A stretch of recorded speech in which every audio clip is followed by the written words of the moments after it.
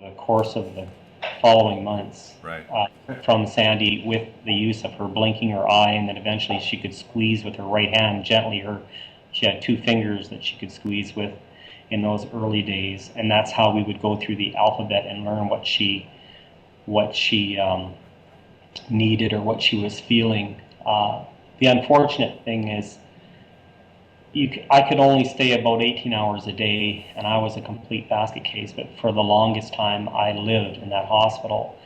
And the best I could do, they were keeping her alive. I was just doing what I could do to try and keep her a little bit, just to give her a little bit more comfort, whether it was literally just drying her tears. The secretions ran steady through her one nostril that wasn't plugged with a feeding tube, and she couldn't cough at that time, so there was a trach inserted, and I used to assist with the suctioning.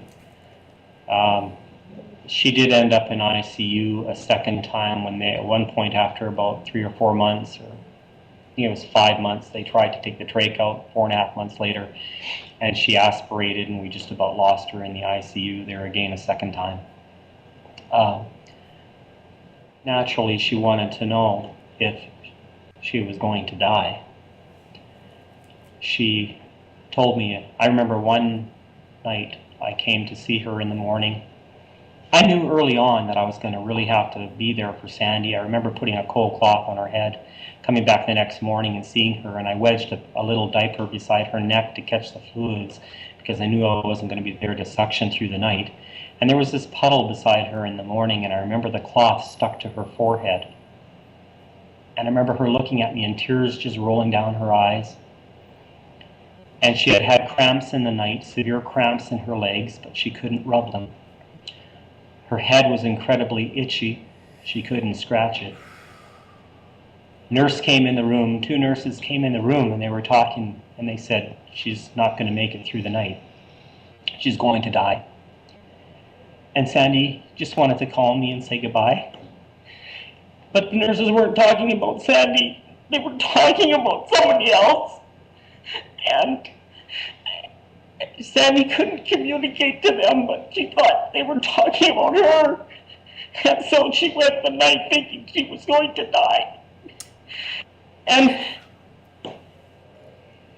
it was horrific, because the next day I couldn't understand why Sandy was so happy to see me and so upset at the same time. And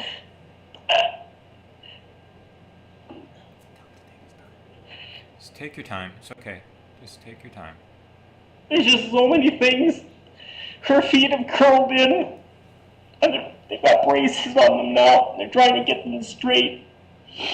And the nurses have been fantastic, and the doctors have been great, but they're short-staffed. And every time a nurse or a shift changes, we'd go through the same painful exercise of trying over and over and over again to explain all the little things that they have to be aware of with Sandy.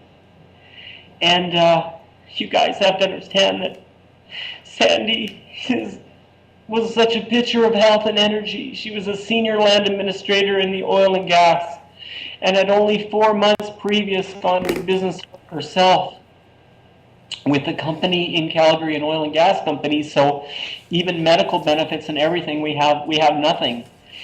And it's just unfortunate the way that timing worked out. But she's such a fighter, and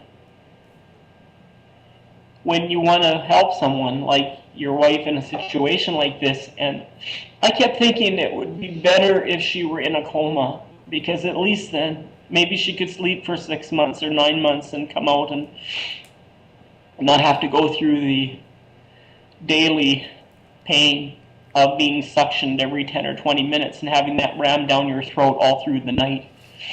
And when the bruises on her backside would appear from laying, this is a healthy woman who has more integrity and honesty in her little finger than I have in my entire body. And there isn't anything that I won't do for Sandy, but for the first time in my life, I realize that I'm so limited in what I can do for her other than just being there and comforting her. And I'll never forget the first time I laid in bed with Sandy and in the hospital there, and we were trying to get her settled down with drugs, and nothing was working, and she was so devastated by this position that she was finding herself in, and so vulnerable and so scared. And I remember laying beside her and looking at her view of the world, which was of the ceiling, and just holding her. And we vowed to do everything we could to make people aware of the dangers of chiropractic neck manipulation. Sandy would continually spell out to me on this method that we have. She would squeeze my finger and I'd go through each letter of the alphabet.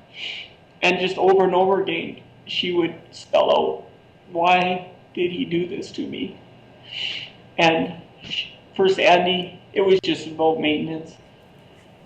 She would do anything to keep herself in good shape. And if someone told her that this was a good thing, and she respected that person, she would follow their advice. But she wasn't one to take unnecessary chances. And now today, we continue on this journey, and we're going into our 9th month now. It's been 8.5 months in the hospital. She's been at the Glen Rose Rehabilitation Center now for the last couple of months, and they're very good there as well. And she's got a really good strong arm back. She can use her right hand, and now she can point to a letterboard. It's slow and tedious, and this is a gal that used to type over 100 words a minute without error. It's quite a change for her. She played classical piano and had a beautiful voice when she sang. She had the sweetest voice, you guys. If she got mad at me, which wasn't very often, even that sounded sweet. Oh, boy. I mean, Sandy, I miss her voice so much. We talked when we were home. I mean, we've got the big screen TV at home, but usually we would just sit out on our deck and watch the river and talk. Go for drives and talk. Go to restaurants 4 or 5 times a week. I mean, now, why would I go to a restaurant? She can't eat. She can't swallow. She's fed through a tube. What would be the point? Even when she does get out, she hates the fact that she looked at the wheelchair as this terrible thing and used to have me push it into the washroom when visitors came so they wouldn't see the wheelchair, but I think she's coming to accept it now that that's going to be her mode of transportation.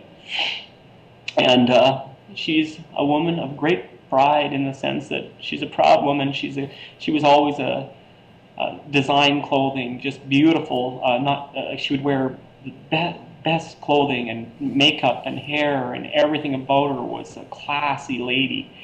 And she took such great care in herself in every single area. And now to have me changing her, and it's hard to keep your dignity when you go through something like this, but you have to give a lot of that up.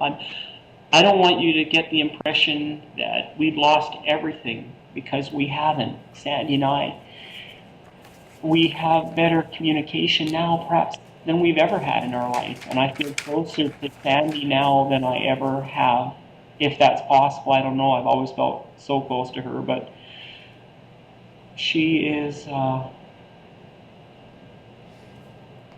believe she's stronger than me. I don't believe I could do what she's doing.